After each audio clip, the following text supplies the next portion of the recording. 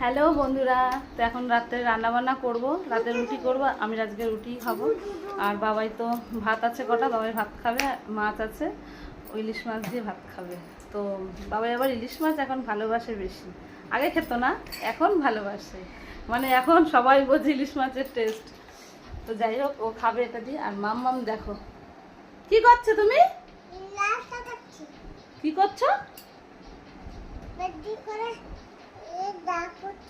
আর কি বলছে, এই পেন দিয়ে পায়ে দাগ করছি। ওর শুধু দাদার পেন নিয়ে এগুলো করা। কি করছিলে? এই সারা পায়ে দাগিয়েছে। কি করছিলে বলো?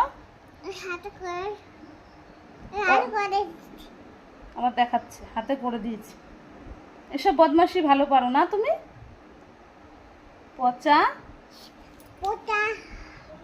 তুমি আমার কি মাম্মা? সুন্দর করে বলো। পচা বাবা। পড়াশোনা হয়েছে? পড়াশোনা আর বসলেই হয়ে যায় পড়াশোনা, এই তো। তো এই যে রুটি করবো এখন, আর রাতে তরকারি আছে কুমড়ো আলু দুপুরে, ওটা দিয়ে খাওয়া দাওয়া হবে। এই যে তরকারি